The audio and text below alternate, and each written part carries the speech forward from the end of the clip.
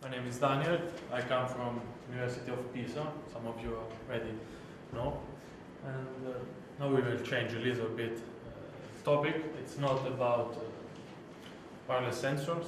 It's not about security. It's about installing a satellite modem on an automatic weather station on a glacier. It's an experience we performed last year with collaboration with some geologists from University of Padova on Italian Alps. So, more or less, I think you are aware of the global warming problems. These problems are interesting to a community that is quite different from ours. So, like in the project in Spain, there were some people working with biologists. So you have to cope with problems that are quite different from what we are looking at. So these people with whom we are working are interested in measures, not measures of round-trip time or something, but local measures. These measures are relevant to the dynamics of glaciers. Glaciers are moving, and they represent somehow the state of an environment that on a global stage is the global climate. So they are interested in measurements like temperature, humidity, solar radiation, water fluxes, wind, glacier movement, snow accumulation, rocks movements, a lot of measures that get combined and can help understand dynamics. What we are looking at in this work is a particular kind of machine that's used, that's called automatic weather station.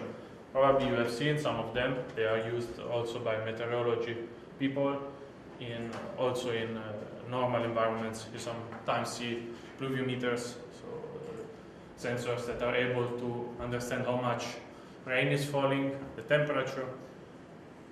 In these kind of environments, called extreme environments, Himalaya, Sahara, or Antarctica or Arctica, we have problems that in normal places we don't have. We don't have access to power.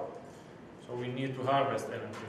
And harvesting energy in that places can become difficult because snow is falling, sometimes there is no light. For example, in Antarctica, half of the year we have no light. So harvesting and battery management is an important issue to assure that these stations become able to survive 1, 2, 3, 5, 10, 20 years almost without maintenance. So typically automatic weather stations can be represented in such a simplified way. At their base there is a data logger. These devices are quite expensive, even though they are just a little more powerful than our wireless sensor nodes. They have something like 4 megabytes of ROM.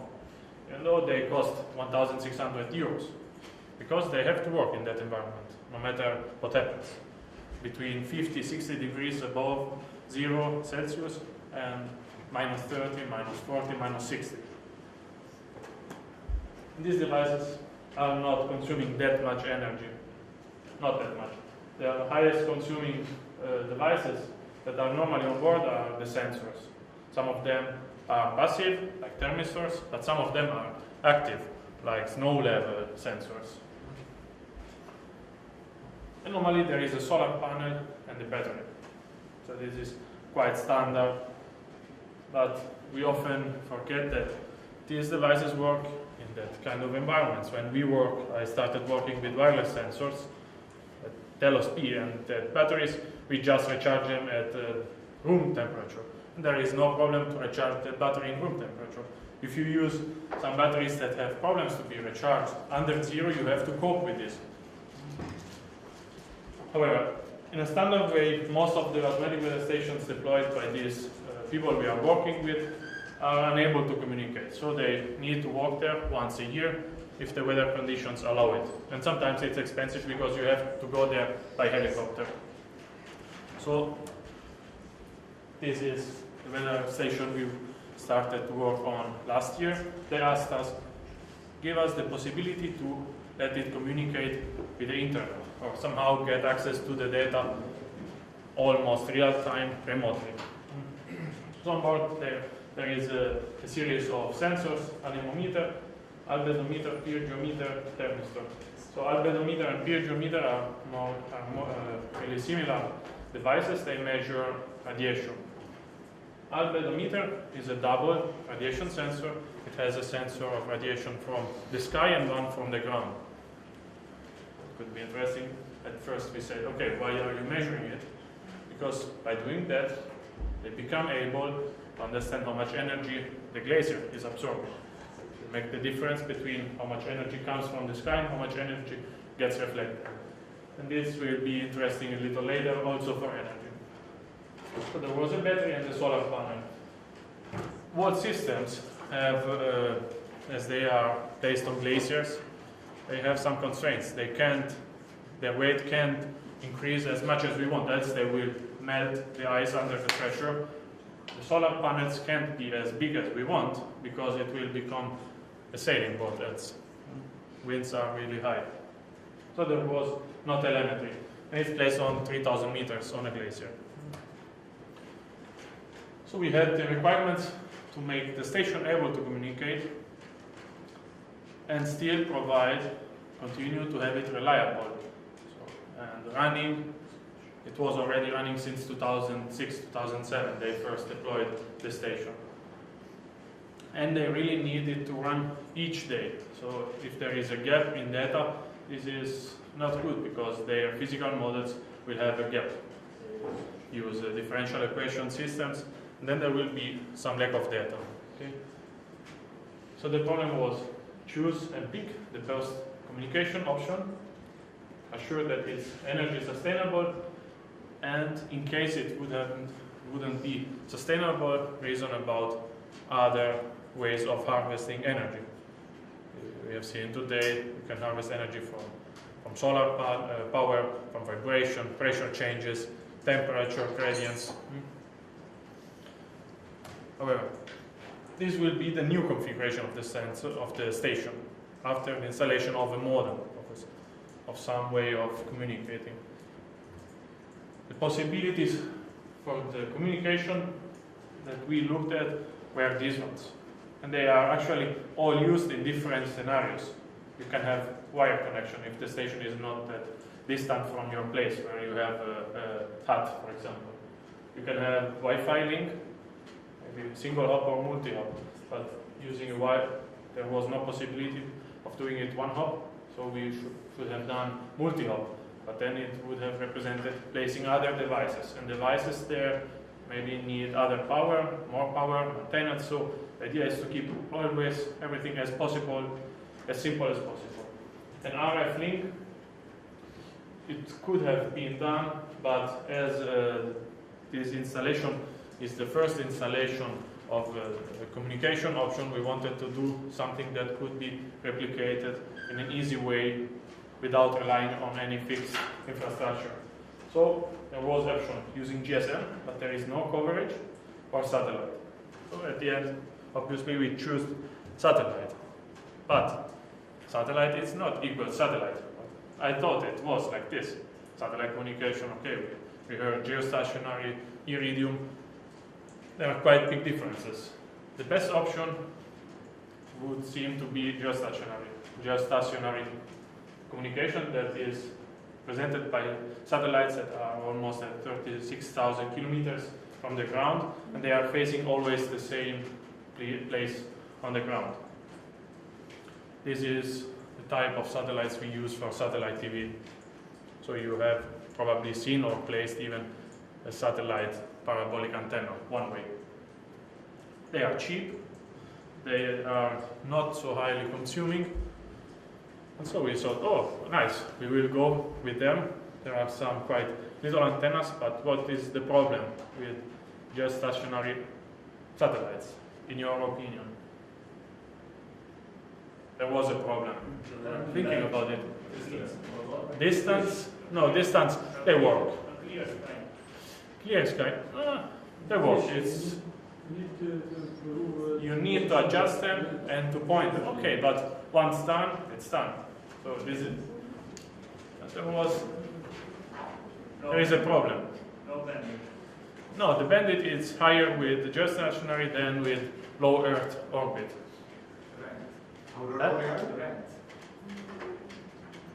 No. It's cheaper.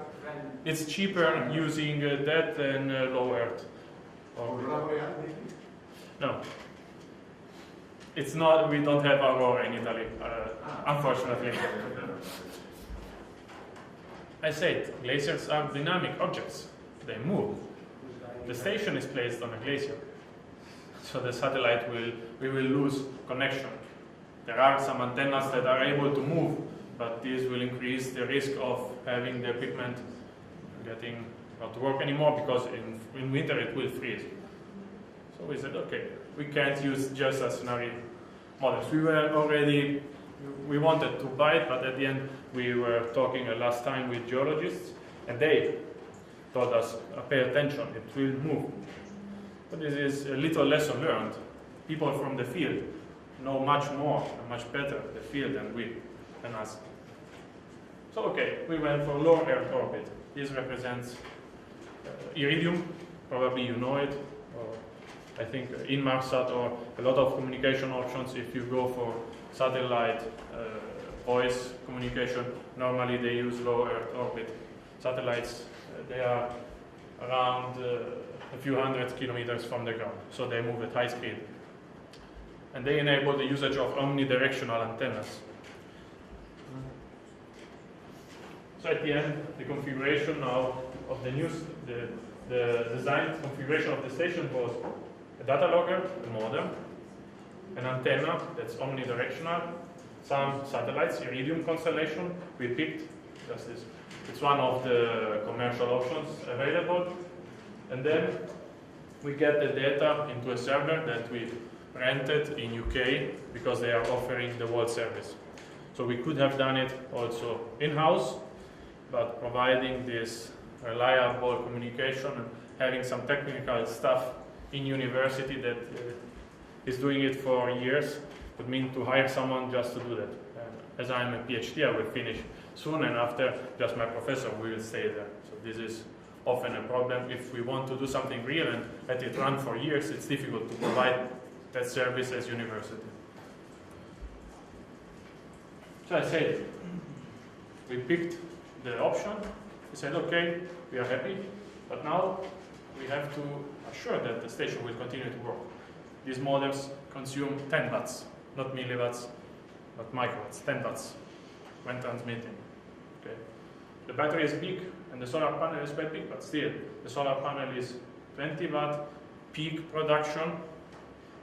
We have never peak production in there, because the solar panel is vertical. So we consume a lot of energy when we transmit, and even when we are just listening on the channel with the modem. Okay? It's 5 watts listening, almost 5 watts listening, and 10 watts transmitting. So this is the new configuration, and we needed to understand how each of these pieces work, because the battery is not just a battery. This was what I thought before, but there is a battery regulator, charge regulator, and we don't have access to the specifications, to the exact specification of this. So there are still some points in the system that we can't understand really, because they are hidden behind data sheets and they are not releasing what are the intelligence parts of the system. Thinking about energy, this is what we have to assure. We have to assure that at any time the harvested energy is bigger than the consumed energy. But this clearly can be assured at night. At night we don't have any harvesting. The battery is able to provide energy for 2, 3, 4 weeks. But how to... So we are looking still now at a way to have an analytic model of the station that assures us, okay, with this software, your station will survive forever.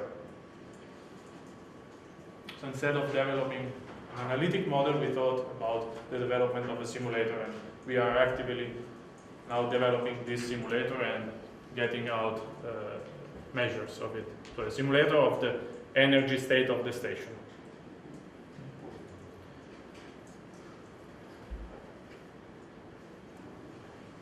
I said before, the albedometer can be interesting as a measure. And other environmental measures can tell us something about the context in which the station is, in a way that maybe the station in future, we will try to make it more autonomous, so that the station can decide when to communicate in the best possible condition. To do this, we need to understand the environment and how the environment acts on energy, because the geologists cannot help us in this way. They are interested in the measures, not on the environment, how it acts on the system. So here we have snow level and battery level. Here we have some snowfalls, and this seems quite reasonable. Okay, during snowfall, the sky is black, there is less sun, and so the battery voltage will fall. But then this strange phenomenon was happening. After each bigger snow event, the battery voltage would be bigger than the voltage before the snow event. I said, okay, this is quite strange. And there are quite a lot of these phenomena that happen.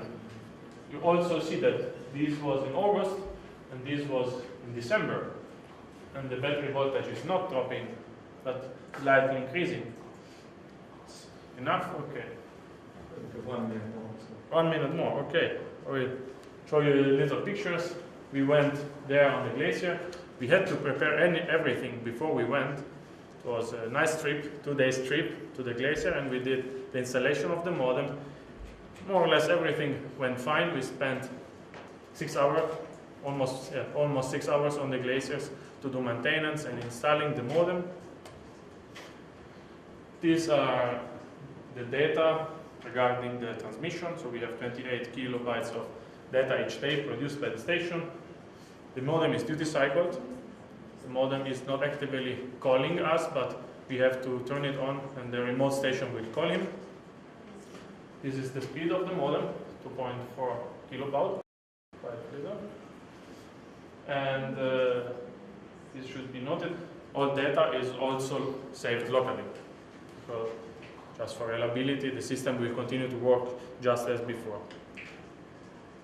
At the moment, 20 seconds, we introduced this little rule into the software. So this was the only change we introduced in the software to try to assure that the station will continue to survive. But later we figured out that it isn't enough, because we try to assure that battery voltage is above this threshold just when we want to transmit. But during the day, the voltage is increasing because of the solar panel, and maybe the energy in the battery is already not anymore enough. So these considerations all led us to the idea of developing this simulator that I hadn't time to present here because of the time slot. So this is the introduction to the wall work. And our goal is to understand how this strange and complicated environment acts on energy and energy harvesting. We are looking also at some other technologies to harvest energy, like wind belts or thermal harvesting. And of course, as we want to give the system to people that are not technical staff, we are looking into ways, and we already started to integrate the data into a web service that's called GSN. Maybe it could be interesting for people that are using data. This is open source software. It's not relying on Google or anything. It's made in Switzerland. So, okay. Thank you for listening. And this is me in the last conference in Iceland on another glacier. Thank you.